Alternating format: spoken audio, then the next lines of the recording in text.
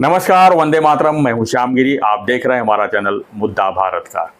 मुद्दा भारत का यानी मुद्दा आपका। आज मैं अपनी वीडियो में चर्चा करूंगा महाराष्ट्र के कुछ नेताओं के जो जिनका जो है आगे जो है भविष्य क्या होगा, किस तरह इनका जो है राजनीति चलेगी। क्योंकि पक्ष में कौन है, विपक्ष में कौन है, अभी कुछ मायने नहीं रखता है। कौन सरकार कब बना लेगा कुछ पता नहीं। तो इन सब बातों को लेके हम जो है आज चर्चा करेंगे। हमारे साथ में हैं हमारे सहयोगी अनिल थत्ते जी, बहुत बड़े राजनीतिक विश्लेषक भी हैं और बहुत बड़े पत्रकार भी हैं। तो हम इनसे जानिए सबसे पहले देवेंद्र फडणवीस जी, एकनाथ शिंदे जी, अजीत पवार, राज ठाकरे जी, जो भी नेताओं के नाम आएंगे उनके बारे में आप आपकी राय देंगे हम और मैं मेरी राय दूंगा। सर शुरुआत करते हैं मुख्यमंत्री से। यस सर, क्या लगता है आपको मुख्यमंत्री का भविष्य? पॉलिटिकल सर और हम ज्योतिषी नहीं है दोनों इसके लिए और सर मुख्यमंत्री की अगर हम बात कहें तो एकनाथ शिंदे का जिस तरह से पिछले 10 सालों में हमने एक्टिविटी देखा है उनका, जिस तरह से उनका पिछले 10 साल, जब ज्यादा पहले नहीं आते हैं। हाँ। दिगे साहब को जाने के बाद, यानी दिगे साहब आने के बाद साहब को जाने से बाद तो नहीं उसके बाद स्टेबल हुए जिस तरह से, उसके बाद जिस तरह से उन लोग उनके अंदर अपने दिगे साहब की छवि देखी उन्होंने, और जिस तरह से उन्होंने अपने मतलब 24/7 की जिस तरह काम करने की शुरुआत की, पालक मंत्री बने, कैबिनेट मिनिस्टर बने, अभी मुख्यमंत्री बने हुए हैं। तो सर भविष्य तो नो डाउट कि कोई मतलब आगे पीछे कोई है, क्योंकि अभी भी वो जो है जिस तरह से अपना करजत के पास जो लैंडस्लाइड हुआ वहाँ पे जिस तरह से सुबह से लगे जिस तरह से पूरे सर वो कहानी आप सबके लिए आज फिर सुनाइए जो आपने मुझे सुनाया था कि एक छोटी सी मीटिंग में दिघे साहब के जाने के बाद उन्होंने अपने बारे में बताया कि वो कैसे दिघे साहब की उंगली पकड़ के बड़े हो गए। जी वो बहुत इंटरेस्टिंग है, और बाकी लोगों को मैसेज दिया कि आपको भी मेरी उंगली पकड़ के इस तरह से चलोगे। तो वो जरा बताइए जरा किस्सा क्या हुआ था आपके उसमें। जी हाँ। सर जहाँ तक ये दिघे साहब की बात करें तो हम जो है उनके साथ में आवाज थोड़ा जरा 98 से मैं यहाँ पर थाने की पत्रकारिता में हूँ। मतलब उसके पहले तो मैं मीडिया लाइन में बहुत पहले से हूँ, बट 98 से जब थाने की पत्रकारिता शुरू किया पर देखा तो यहाँ पे दिघे साहब भी वन मैन शो थे एकदम। बिल्कुल नो डाउट, कोई भी पार्टी का हो, कोई कुछ लेना देना किसी से नहीं था। किसी का छोटा सा भी काम हो, चाहे बड़ा काम हो, चाहे व्यापारी लोग का कोई काम हो, चाहे किसी का एडमिशन का काम हो, सिर्फ ओनली एंड ओनली दिघे साहब थे। लेकिन दिघे साहब के साथ में भी जो लोग थे जो उनसे जुड़े हुए थे, जैसे शिंदे साहब तो पहले से थे ही, जो उस समय महापौर भी थे, रमेश वैती ये थे, और भी लोग जो छोटे छोटे नेता थे छोड़ के यस हाँ बगावत करके बैठा था उनसे। तो जिस वो दिघे साहब को मतलब कि दिघे साहब भी जो है उन लोगों को अपने पास ही रखते थे, कोई मतलब इधर उधर नहीं। जिससे रिलेटेड जो काम है काम आया दिघे साहब के पास, लेकिन जिससे रिलेटेड जो काम है इमीडिएटली तो तुझा काम है बगुन गे, यांचे काम है बगुन गे, मतलब जिससे रिलेटेड जो था। तो उसमें शिंदे साहब भी उनका सब एक एक चीज पर ज्यादा करके वो शिंदे साहब को ही काम देते थे, और शिंदे साहब जो है बाकी सबको रिपोर्ट करके उसके बाद फिर जो सभागृह नेता थे ही फिर। पर सर शिंदे साहब के पहले से मल्टीपल एक्टिविटीज भी रही और क्वालिटीज भी रही। बिल्कुल बहुत पहले से, मतलब किसी को दम देना है, ठोकना है तो भी वहां पे है। और किसी को मदद करना है तो उनके दोनों रूप जो है वो दोनों रूपों में अपना एक ये अलग पहचान बनाए हुए थे। मतलब दिघे साहब ने कई कारनामे किए जो लोगों को पता नहीं कि दिघे साहब ने किए, वो शिंदे साहब ने किए थे। शिंदे साहब का भी नाम नहीं आया कभी उसमें। और लोगों की मदद के बारे में भी मैंने देखा है कि एडमिशन के काम में साहब खुद जाते थे, और बाकी ज्यादा करके काम वो शिंदे साहब को बोलते थे। उनका भरोसा था। भरोसा यही शब्द। बिल्कुल सर वो कहानी नहीं बताया अपने। कहानी जो मैं बोला कि एक दिन आप मीटिंग में गए थे, वहां शिंदे साहब बोल रहे थे, तो मैं कहानी ही बता रहा हूँ। तो उन्होंने कार्यकर्ताओं को बोला कि मैं जिंदगी में जो सक्सेस हुआ हूँ, जहाँ भी पहुंचा हूँ, वो ऐसे ही नहीं पहुंचा हूँ। मैं दिघे साहब के ऊपर मेरी श्रद्धा और निष्ठा और उनके मार्गदर्शन पर चलता रहा, उंगली पकड़ के चलता रहा। तो उन्होंने मुझे यहाँ तक लाखा है जो आज पोजीशन में हूँ। तो आपको भी आगे चल के बड़ा बनना है तो मेरी उंगली मेरी पकड़ो उंगली और पकड़ो। मेरे साथ आ जाओ, ऐसा मैसेज उन्होंने दिया था सर। बट दिग्गज साहब के पास सर और भी लोग आए थे उनकी जगह पे, लेकिन सक्सेस नहीं हो पाए जिस तरह से शिंदे साहब ने लोगों को साथ में मिला के और जिस तरह से एक लोग नेता बने। शिंदे साहब का क्या है ना कि वो मोदी साहब ने सही बताया उस दिन, उन्होंने जो उनको कॉम्प्लीमेंट ट्विटर में दिया उसमें वो शब्द जो है कष्टाळु, मेहनत। सर वो जितनी मेहनत आज भी करते हैं, क्योंकि कई बार उनके किसी स्टाफ वाले को मैं पूछता हूँ कि साहब को फोन करना चाहता हूँ तो क्या अभी करूँ कि बाद में करूँ जी, वो बोले कर सकते हैं। मैं बोला अभी तुम तो बोल रहे कि 4 बजे तक तो काम कर रहे थे, सुबह 4 बजे तक, तो अभी तो 8 बजे रहे, थोड़ा तो सोएंगे। बोले नहीं 8 बजे जाग जाते, उनका काम 8 बजे शुरू हो जाता है। ये जो मेहनत है सर, देखो फर्क क्या है, अभी वो इतना बड़ा हादसा हुआ तो ये चल गए और पैदल चल के ऊपर तक गए सर, दूसरा कोई चारा ही नहीं था। ये गाड़ी वो बात छोड़ो सर, वो बात छोड़ो, मगर वहां नीचे से देख के आया हूँ, वहां कर सकते जैसा उद्धव ने किया। जी जी जी, हाँ, उद्धव वैनिटी वैन लेके गए, ये फर्क है दोनों में। जी, वैनिटी वैन में टॉयलेट रहता है, गद्दी रहती है, मेकअप रूम, वहां तक मेकअप रूम रहता है, वहां तक सोया हुआ गया होगा आराम से, लड्डू छापे वो तो वो सोया हुआ गया होगा वहां पे। वहां जाने के बाद नीचे उतर के सहानुभूति दिखाने का काम किया उसने। ये शिंदे साहब में और उद्धव में जो फर्क है वो यहाँ दिखता है। लोगों ने भी देखा ना सर, हाँ, पूरे महाराष्ट्र में देश भर के लोगों ने उसकी तारीफ की कि भाई ये मुख्यमंत्री है जो ऑन द स्पॉट लीडरशिप करता है, लोगों को हाथ पकड़ के बोले चलो मैं भी साथ में हूँ, ऊपर तक गए वो मुख्यमंत्री आज तक जो हुए उनमें इतना मेहनत और इतना अपना समर्पण लोगों के प्रति और सहानुभूति दिल से है, तो दिल से घायल हो गया था, उनके आंखों में दिख रहा था। ऐसा लोगों के लिए जिसका दिल घायल होता है ऐसा आदमी नहीं है सर। ये लोग जब बात करते हैं ना, मुझे मालूम नहीं हमारा सब्जेक्ट क्या होगा और हम भटकेंगे कहाँ। सर देखो कि जब भी बात होती है कि फडणवीस मुख्यमंत्री बनेंगे, 2024 में शिंदे साहब नहीं रहेंगे, ये नहीं होगा, तो उसमें 2 कैलकुलेशन है सर। अजीत दादा पवार जो है वो एक कुशल प्रशासक है, ये मैं मान्य करता हूँ, मगर वो लोकप्रिय नेता नहीं है, लोक नेता नहीं, लोक नेता नहीं, करेक्ट वो शब्द सर। वो उनको सब डरते हैं। ये शंकरराव चौहान जैसे हुकुमशाह थे या पृथ्वीराज चौहान जैसे, पृथ्वीराज चौहान है, वो अड़ेल तट्टू थे जी, अड़ेल नहीं, अड़ंगेबाजी बहुत करते थे, बहुत अड़ंगेबाजी करते थे। वो उससे बदतर अगर कोई होगा तो वो अजीत दादा है।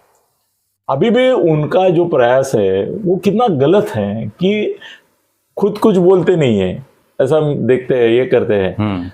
अभी देखो फर्क कैसा है कि शिंदे साहब के लोग भी बच मच करते थे।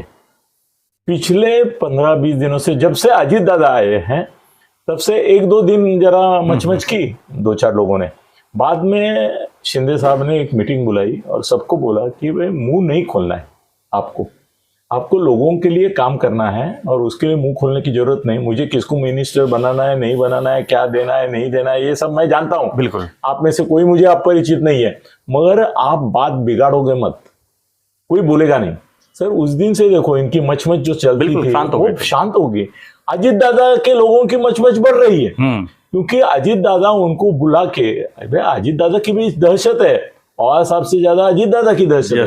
अगर अजीत दादा एक बार मैसेज सबको दे दे, हाथाची घड़ी तोंडावर बोट, कोई बोलेगा नहीं मैं मुख्यमंत्री बनूंगा, नहीं बनूंगा, कब बनूंगा। प्रफुल्ल पटेल आज ही बयान दिए, नहीं वही तो, वो पागलपन उनको चाहिए करके हो रहा है। सर कभी कभी ऐसा भी रहता है कि गप बसो तू बोल, फिर मैं एक शाश्वत पद से बोलूंगा कि जब होना है तब होगा, ऐसा किसी का बोलने से थोड़ा होता है, मगर तुम चुप नहीं करा सकते।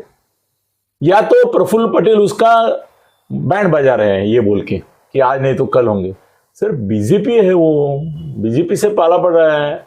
अजीत दादा पवार को समझना चाहिए कि बीजेपी वाले कब उनका क्या बोलते हैं गाड़ी जो है वो इंजन से लेके गार्ड तक पहुंचा देंगे। इनका इंजन का बोलते हैं ना, तीसरा इंजन, उनको गार्ड कर में डब्बे में भेज देंगे वो। और खुद एनसीपी के जो नेता है उनको शिंदे प्यारे लगते हैं। हाँ। शिंदे साहब सबसे मिलनसार है, ये आडंगेगिरी करता है, सबको दोष देता रहता है, ये है ना, ये रिंग मास्टर समझता है। रिंग मास्टर बहुत सही बोला अजीत दादा। वो जैसे पृथ्वीराज चौहान, शंकरराव चौहान, उनको रिंग मास्टर ही बोलते थे, ये रिंग मास्टर है। और जो रिंग मास्टर है ना, वो आदमी को भी जानवर समझता है। ये शेर है, स्टूला बस, हाथी है, चाल इधर बैठ, वो चलता है। ये भी ऐसा ही करने को चाह रहे अजीत दादा। सर उनको अर्थमंत्री पद जो दिया है ना, वो हमाली करने के लिए दिया है, वो कोई ये करने के लिए। फडणवीस फ्री रहना चाहते हैं सर, अर्थमंत्री बिजी रहता है बहुत, कारकुनी है सर, ये खजिंदर बन गया है, कोषाध्यक्ष बन गया है, इसको लगता है कि ये बहुत कुछ बन गया है। असल में जो ताकत है, मनमानी तो बिल्कुल नहीं चलेगी, मनमानी चलेगी, कंट्रोलिंग पूरा ऊपर से रहेगा। सर शिंदे साहब के भरत गोगावले को 150 करोड़ दिया है उन्होंने निधि, अपने लोगों को 25, 30, 40 दिया, सबको दिया कुछ न कुछ, मगर भरत गोगावले को 150 करोड़ देना निधि, आमदार निधि, ये शिंदे साहब का प्रभाव है जी, कि उन्होंने उनको बोला कि इनको 150 करोड़ देना है, आपको दे दिया उनको। और अजित दादा क्या है ना की करून मिळवलं बोलून घालवलं, ऐसे एक म्हण। एक मिनट जरा, आज बहुत इंपॉर्टेंट फोन आने वाले हैं करके ये कर रहा हूँ मैं। तो अभी मैं बोलता हूँ आपको कि महाराष्ट्र की राजनीति आगे चल के जी वो लोकानुनय की, लोकप्रियता की ये रहेगी, राजनीति रहेगी। सर आप हुकुम चला के या हिटलर बन के नहीं राज कर सकेंगे। अभी राज में परिस्थिति बदल गई है, और उस परिस्थिति में अजीत दादा मुख्यमंत्री के तौर पर बिल्कुल योग्य नहीं है। एक मिलनसार आदमी ही होना चाहिए, मिलनसार, सबसे जो प्यार से बातें करे, सबका काम प्यार से करे, बिल्कुल ऐसा आदमी होना चाहिए। ये तो सर ये भोगते ज्यादा और बोलते कम, ऐसा आदमी नहीं चाहिए लोगों को, मंत्रियों को भी नहीं चाहिए। आज भुजबल है, वो खुश रहेंगे शिंदे साहब के ऊपर, वो बोलेंगे काम करना नहीं करना वो मेरा काम है, और मेरे से प्यार भरी बातें तो करते हैं, सबसे करते हैं। सर फडणवीस साहब से मेरी डायरेक्ट बात हुई है, मैं आज रिवील करता हूँ।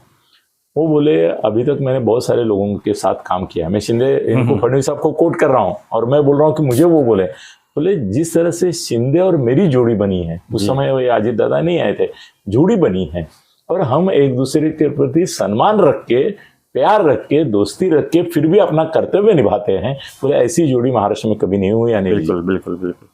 ये फडणवीस साहब ने मुझे बोला। एक साल के अंदर सर दोनों जोड़ी क्या दिख रही है, आप देखिए सर, एक साल के अंदर ये ऐसी जोड़ी नहीं बनी कभी, इस तरह से दोनों का जो ये है। और फडणवीस साहब ने शुरू में, वो क्या है ना, पहले मुख्यमंत्री थे तो शुरू में थोड़ा सा एग्रेसिवनेस था उनमें, मगर अभी बाद में उन्होंने पूरा एडजस्ट कर लिया उनसे। अजित पवार जब कांग्रेस साथ में उप मुख्यमंत्री थे, कौन था उनके साथ सीएम, बताइए कौन था सीएम उनके साथ में? ये था ना, उद्धव था।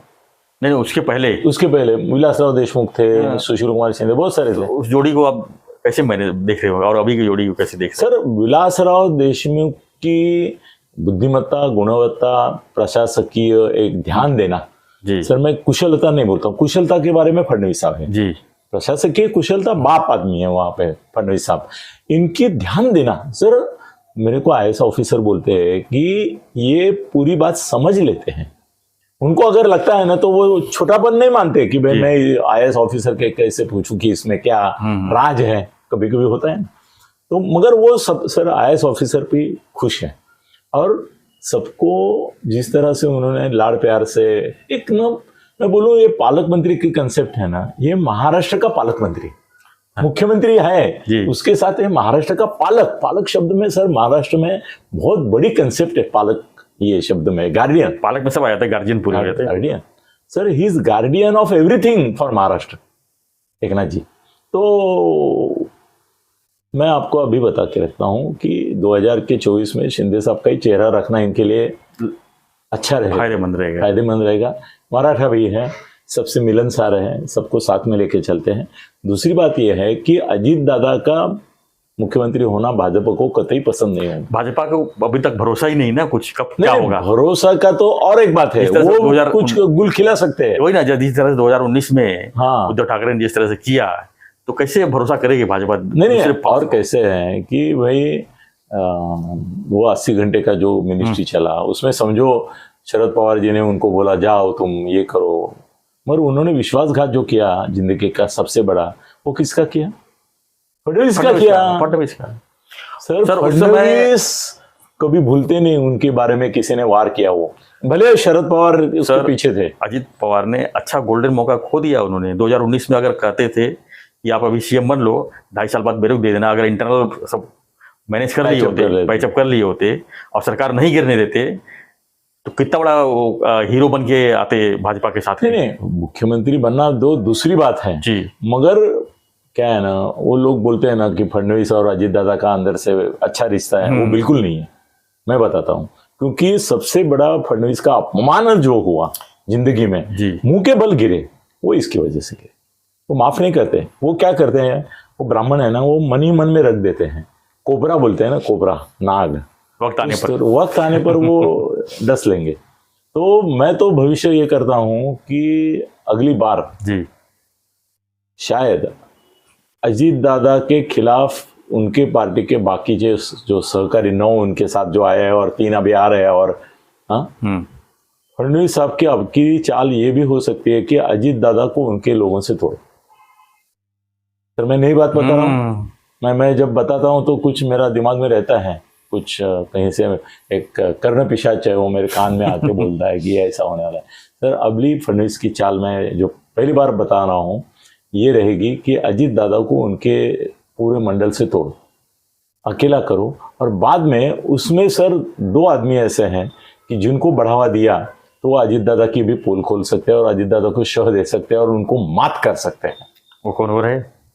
भुजबल है, और दूसरा धनंजय मुंडे भी है। वो यंग है और उससे मात हो सकती है इनके ऊपर। अभी क्या है ना, धनंजय मुंडे कैसा है, वो गोपीनाथ मुंडे का भी बच्चा था, बाद में पवार साहब का भी बच्चा था, अब इसका भी बच्चा है। वो सबका बच्चा है मगर वो किसी का नहीं है, किसी का नहीं। कल अगर देखो पंकज मुंडे कैसी गिरी, किसको चुन के लाया, किसको? धनंजय मुंडे को किसने? फडणवीस साहब ने लाया। यस, फडणवीस साहब ने बराबर गेम किया, पंकजा मुंडे को गिरा दिया इलेक्शन में और इसको चुन के लाया। तब से उनका प्यारा दुलारा अगर कोई है मानस पुत्र, धनंजय मुंडे है। तो वो चाहेंगे कि अजीत पवार को शह और मात देने के लिए धनंजय मुंडे का उपयोग वो कर सकते हैं और करेंगे, है नहीं करेंगे।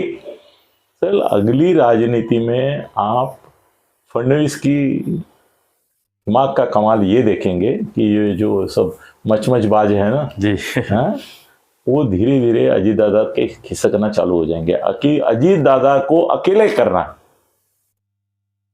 साथ में रखना मगर अकेले करना, ये फडणवीस का अगला मिशन होगा। और इसके लिए उनको शिंदे काम आएंगे क्योंकि मराठा है। वो कुछ करेंगे तो उनका ब्राह्मण जाति होना वो ये है। और अभी शरद पवार साहब की नीति ये है कि फडणवीस का डिफीट अगर करना है तो ब्राह्मणेतरवाद जो है उसको बढ़ावा दे, वो भी हो सकता है।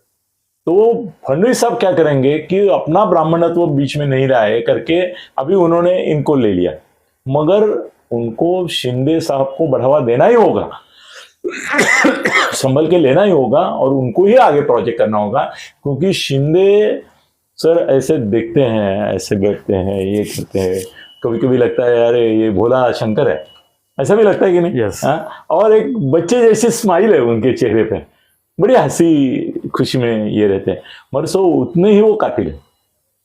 तो थाना में देखो आप, थाना में किसी शिवसेना नेता को उन्होंने बढ़ते नहीं दिया। तुम बोलते हो ना कि दिघे साहब के बाद कोई शिवसेना नेता बढ़ा नहीं, क्यों नहीं बढ़ा? क्योंकि दिघे साहब उनके समय जो करते थे किसी को आगे नहीं देते थे। दूसरा दिघे साहब नहीं, सर वो पूर्णेकर वगैरह थे, नवाल कृष्ण पूर्णेकर वगैरह, वो दिघे साहब को शह देने के चक्कर में गए और उनको फिर निकाला।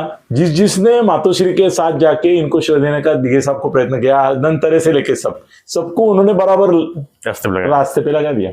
सर ये काम 20 साल शिंदे साहब कर रहे महाराष्ट्र थाना में। अभी जितेंद्र की हालत क्या करके रखी है सर। जितेंद्र मुझे खुद बोला, अभी मैं तो डिस्क्लोज करता हूं, मुझे गोप्य स्फोट अनिल तथ्य, जितेंद्र मुझे बोला कि तुझा मित्र माझी फुल्या फुल्या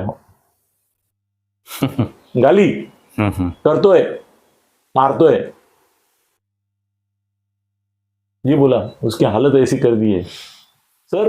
उसके ऊपर किए हुए वो जो FIR है, ये है, वो सही है गलत है क्या है कुछ है, मगर किसी को अगर परेशान करना है तो भी शिंदे साहब, और किसी को मदद करके परेशानी से निकालना है तो भी शिंदे साहब। सर वो अजीत दादा को देखते देखते कैसा थर्ड लगाएंगे आप देखेंगे। उनको चाह रहा है अमित शाह का, मोदी जी का। सर ये छोटी बात नहीं है, बाकी सब सब्जेक्ट सर बाजू में रखो। आज एक फैमिली गैदरिंग होता है मोदी जी के साथ किसी का, ऐसा कौन सा दूसरा मुख्यमंत्री मुझे दिखाओ या केंद्रीय मंत्री दिखाओ, या फडणवीस अपनी बीबी को और बच्ची को लेके गए क्या कभी? कभी नहीं देखा। मोदी के पास गए? नहीं गए। मोदी साहब ने इनको पूरे फैमिली के साथ आमंत्रण देना, एक फैमिली बॉन्ड बनता है सर। यस।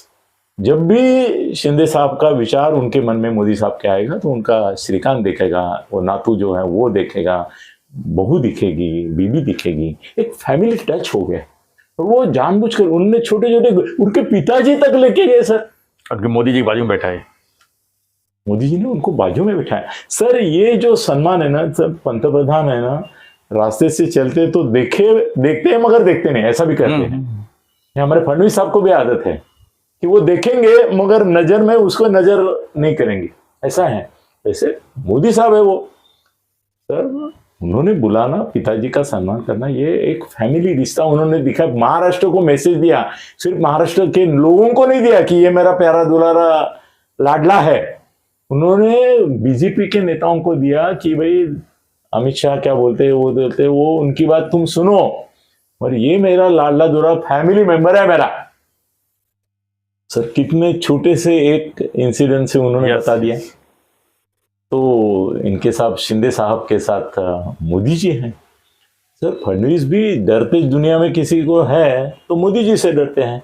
और अमित शाह से मैं ये राज खोल रहा हूँ, इसके पहले भी मैंने खोला है, तो अमित शाह जी का और फडणवीस का इतना अच्छा है ही नहीं पहले से।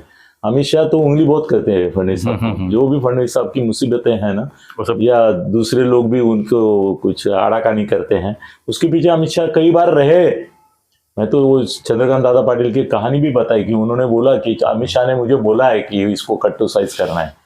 किसने बोला? चंद्रकांत दादा पाटिल। और वो क्या थे उस समय? अध्यक्ष थे। हाँ, महाराष्ट्र प्रदेश से। हाँ सर, उसके लिए तो बहुत कहानी हमने बताई है, वो एक बार, वो नहीं अभी दोहरानी है मुझे सर। मगर आगे चल के मैं देख रहा हूँ सर, शिंदे साहब के रास्ते में जो भी कांटा बनने का कोशिश करेगा वो उड़ेगा। वो कांटा ने कांटा काटने ऐसा मतलब दूसरा कोई कांटा काटा करके शिंदे साहब उसको लाइन पे लगा देंगे। उसने अभी उनके मचमच फौज जो थी उनको चुप करा दिया है। अभी अजीत दादा को चाहिए कि वो उनकी मचमच फौज है उसको चुप करे। नहीं तो एक दिन सर देखो, लोग बहुत मेरे को बोलते हैं कि वो शिंदे साहब ने एक दिन वो एडवर्टाइजमेंट दिया जिसमें वो सबसे लोकप्रिय और फडणवीस से भी ज्यादा दिया, वो सही नहीं हुआ। सर कभी कभी क्या होता है ना, ये गलती भी सही होती है। उस दिन उन्होंने ये दिखा दिया फडणवीस से लेके सभी को कि भाई आप ज्यादा होशियारी करके ये दिखाएंगे कि शिंदे हमारा बच्चू है, शिंदे हमारा पेट है, शिंदे को हमने रखा है, तो मैं नंबर 1 हूं, ये भूलो मत। सर बाद में उन्होंने रिट्रीट किया, वो भी शान बनाई है कि भाई क्या है ना, ये थप्पड़ जड़ा दिया और बाद में सॉरी सॉरी सॉरी सॉरी। इसका मतलब होता है क्या कोई? सर ये शिंदे साहब का खासियत है, जड़ा देने का तब जड़ा दिया और बाद में वो आहत तो हो गया तो बोले सॉरी सॉरी, ये मालूम लोगों तो। मगर सर जो चटनी लगनी थी तो जहां लगनी थी वहां लग गई। सर परसों अभी फडणवीस साहब ने बोला कि दिल्ली में मैंने ही लॉबिंग किया। अभी थोड़े दिन से बात क्या हुआ है, फडणवीस साहब को ऐसा लगने लगा वही शिंदे साहब तो लोकप्रियता के मामले में आगे चल रहे हैं, मतलब पेपर के या मीडिया के इसमें तो मेरा आ रहा है नाम नंबर 1 28% वगैरह वगैरह, मगर देखता हूँ तो जो है वो उनका चाहने वाला है। और अजीत दादा के आने की वजह से क्या होता है ना सर, कि मैं अगर किधर एक घर में जाता हूँ तो वहाँ जो वॉचमैन रहता है या गुरखा रहता है तो पहले मैं उसको देखा नजरअंदाज करता हूँ, ठीक है। मैं थोड़ा आगे जाता हूँ ना तो वो जो घर का मालिक है उसका एक बड़ा कुत्ता आता है मेरे ऊपर, वाह, और मेरे को लगता है अभी ये काटेगा मुझे।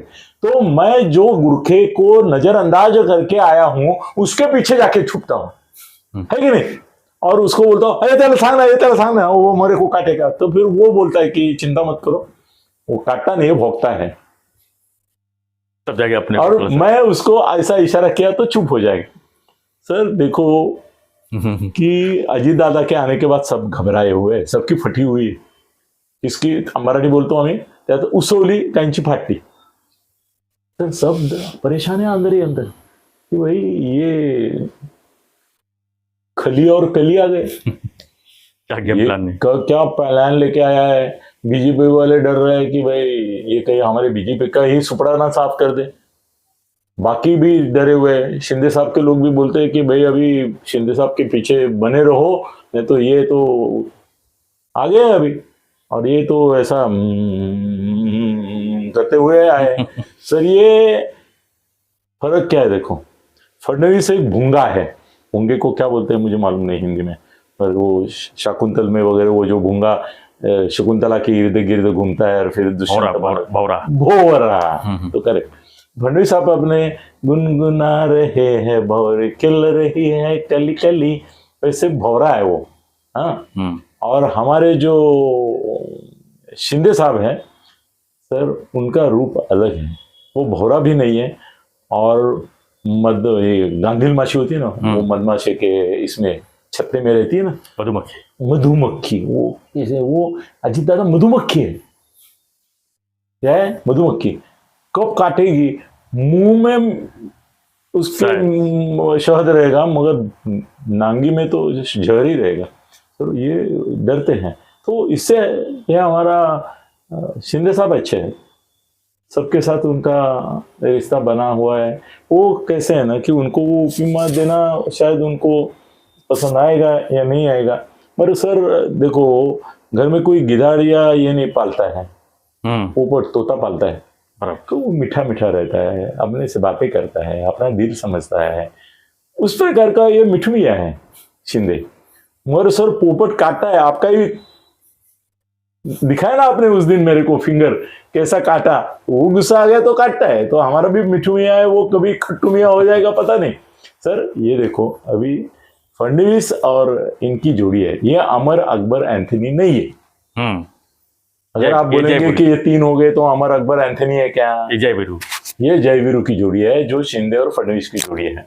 और जिस दिन फडणवीस को ऐसा लगेगा कि अजीत दादा को अपनी जगह दिखानी है, तब उनके पास हथियार जो होगा वो शिंदे साहब का होगा।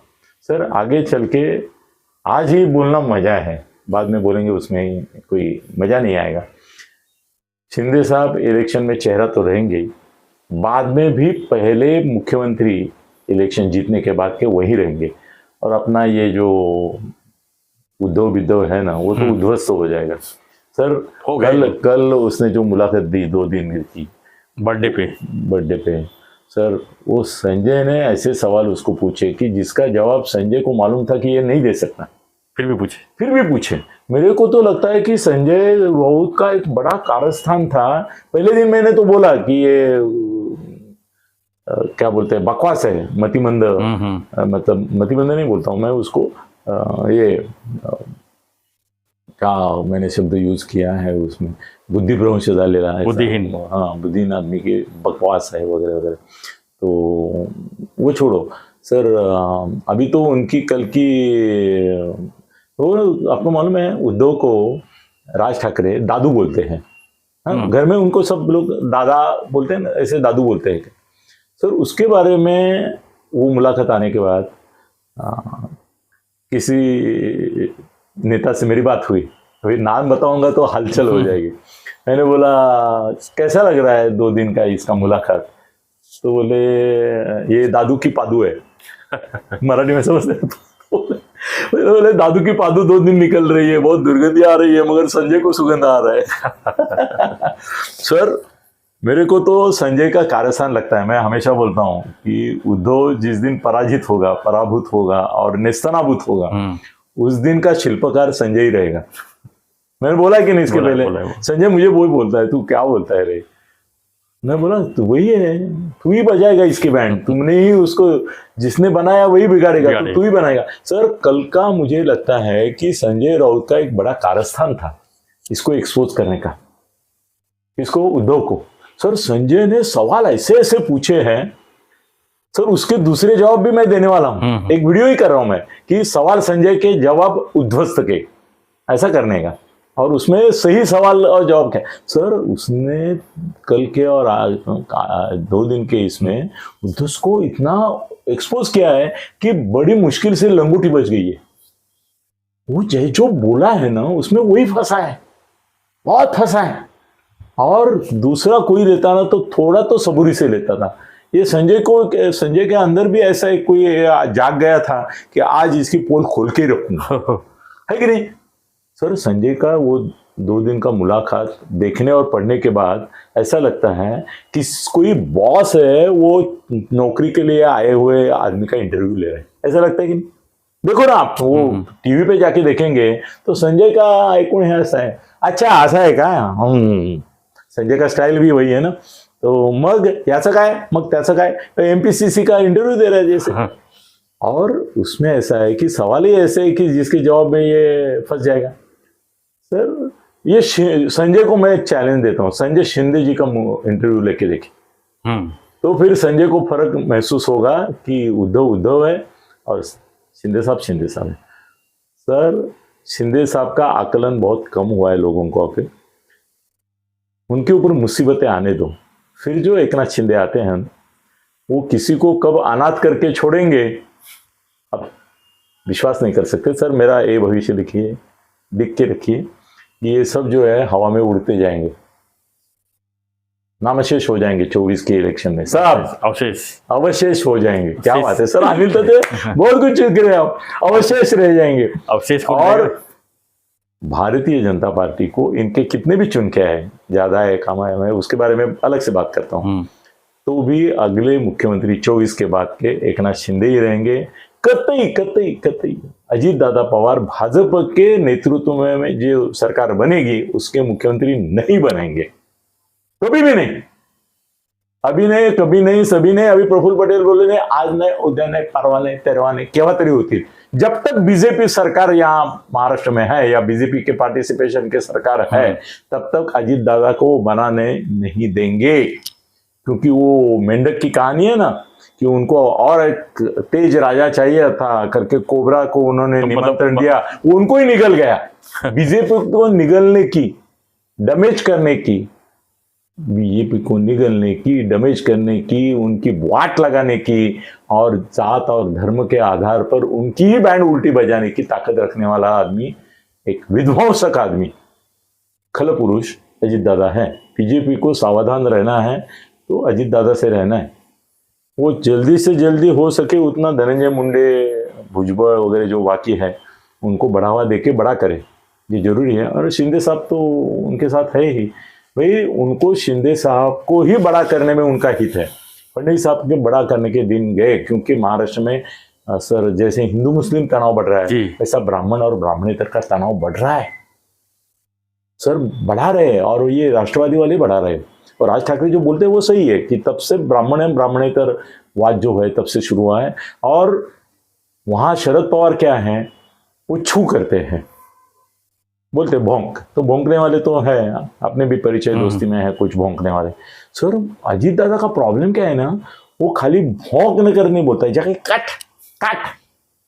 सर अजीत दादा के जो कुत्ते हैं वो जब काटना शुरू करेंगे तो बीजेपी वालों की तो पता हुई थोड़ी हुई, तो बीजेपी जानबूझ अपना नुकसान क्यों करके लेगी? नहीं सर, नहीं करेगी सर। क्या है, उन्होंने, उनको क्या चाहिए था कि उद्धव को ऐसा लगना चाहिए कि भाई अभी मैं मेरे के पास कोई अभी रहा नहीं, क्योंकि पवार साहब रहने से कोई फायदा नहीं उसको जी।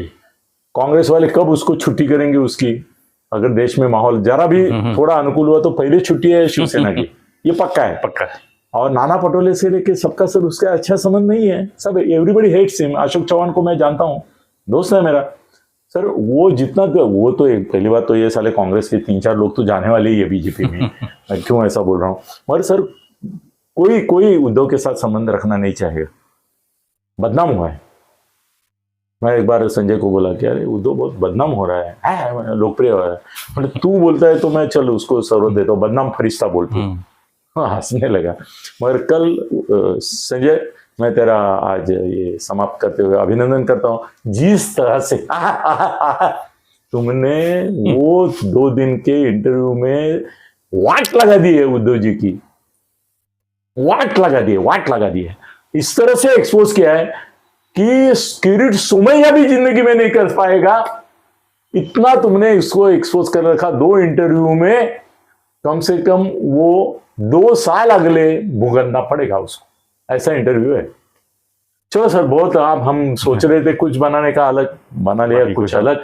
मगर महाराष्ट्र के सच्चे प्रतिनिधि, लोक प्रतिनिधि, खाली कष्टाळू नहीं, मायाळू भी सर। मराठी में मायाळू शब्द आप जानते हो उसका अर्थ, एक वात्सल्य भावना, प्रेम भावना, वो शिंदे साहब के पास है। और ये जो विरोधी है ना, वो धीरे धीरे शांत होते जाएंगे। अभी बीजेपी के भी थोड़े हुए हैं, फडणवीस साहब ने भी बोला है उन लोगों को, हो गए। हाँ, कि अभी किरीट जैसे लोगों को, सर मैंने एक ऋषि की कहानी बताई थी, मेरे पास एक कैलेंडर था, उसमें ऋषि था, उसने ऐसे 2 अंगुली निर्देश किया, ये कंट्रोल में रखो, ये कंट्रोल में रखो। अभी सुमैया का लिए ये भी हो गया। अच्छा, सुमैया के बारे में मैंने बोल दिया ना उस दिन, वो निर्दोष छूट रहा है। अच्छा दोस्तों, शायद कानून में ये प्रावधान है कि नहीं मालूम नहीं। कल मुझे एक फोन आया था, उसने बताया कि फडणवीस साहब को वो औरत जो है उसका नाम पता ही नहीं चल गया, वो तो चल गया, खुद किरीट सोमैया ने उनको बता दिया कि यह औरत कौन है। और वो उसने दावा ये किया कि ये 34 औरतें, 35 औरतें, 26 औरतें, ऐसा कुछ नहीं, वही है, अलग अलग ड्रेस में और अलग अलग इसमें है। उसको भी शौक है, उसका नाम भी दे दिया है। और वो बोले आप ऑफ द रिकॉर्ड उसको पूछ लो कि मैंने जबरदस्ती जुल्म किया या मेरे वो लव इन पार्टनरशिप है, लव इन रिलेशनशिप में है।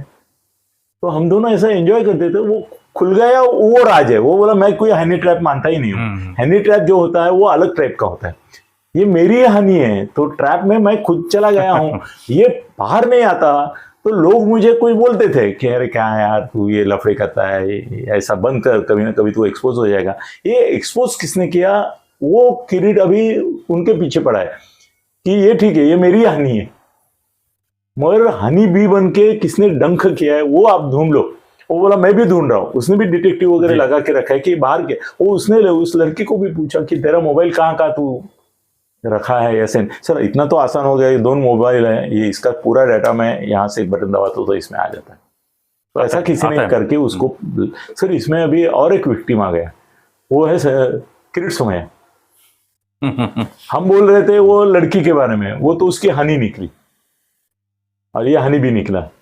तो सर अभी वो बहुत ट्विस्ट होगा, वो तो निर्दोष हो गए होगा, कोई एफआईआर नहीं होगा, ये जाहिर करेंगे कि उनका राजी खुशी मामला था, वो बात अलग है। मगर सर वो नाम जो है ना, वो मेरे को पता चलने वाला है, मगर मैं वो जाहिर नहीं करूंगा क्योंकि वो नहीं चाहिए।